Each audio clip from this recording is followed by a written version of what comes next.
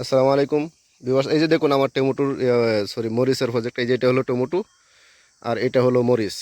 হ্যাঁ, মরিচগুলা মানে গাছগুলা একটু এই যে পানির কারণেই এ করা সমস্যা হচ্ছে, যে আমি বুঝতেও পারি নাই। আর আমাদের এখানে এই যে দেখুন, এই যে খালটা ছিল, এখানে পানি দেওয়ার একটা ব্যবস্থা ছিল। ওই জায়গাটা আমাদের বাঁধ দেওয়া ছিল, মানে আমি পানি আটকে রাখছিলাম, কে যেন ওইখান থেকে ছুটে দিছে, ছুটে সব পানি নদীতে চলে গেছে।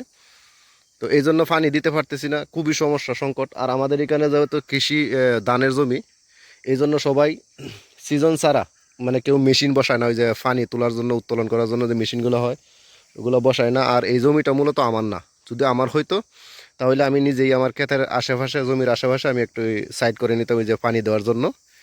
তো অন্যের জমি তো তাই এত করি নাই। আর প্রথম অবস্থায় তো এই বছর তো প্রথম কৃষি করছি, এই জন্য আমার একটু সমস্যা হচ্ছে।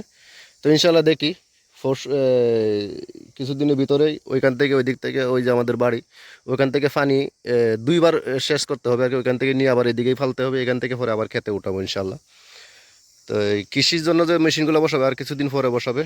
এই দেখুন মরিচের গাছগুলা, এই যে কিছু কিছু গাছের মধ্যে, যেমন যদি আমার এখানে যদি 800 গাছ থাকে, 800 গাছের মধ্যে মনে হয় 10টা গাছের মধ্যে মাত্র ফুল আছে। এই যে এরকম, এই যে এরকম কয়েকটা গাছ, এই যে দেখুন, এই যে একটা গাছ এরকম 10-15 মধ্যে এরকম ফুল আছে, আর একটা তো দেখুন ফুল নেই। দেখুন সব শুধু পাতা আর পাতা, দেখছেন? এই যে দেখুন, এটা মধ্যে ফুল আছে আর একটা তো ফুল নেই। এটা আমার গাফলতি বলে না যাই বলেন, এটা আমারই দোষ।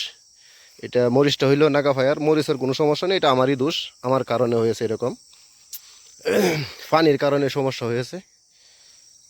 তো ইনশাল্লাহ দোয়া করবেন আমার পক্ষে যেন, যাতে ইয়া হয়। কি কি সার দেওয়া যায় ইনশাল্লাহ দেব। আর কেউ যদি জানেন যে এই অবস্থা টমেটো, এই যে মরিচের গাছগুলা, মানে কী সার দিলে আবার ফলন বৃদ্ধি হবে, ফুল আসবে, আমাকে একটু বলবেন প্লিজ, দয়া করে। ওকে গাইজ, ভালো থাকবেন, আল্লাহ হাফেজ।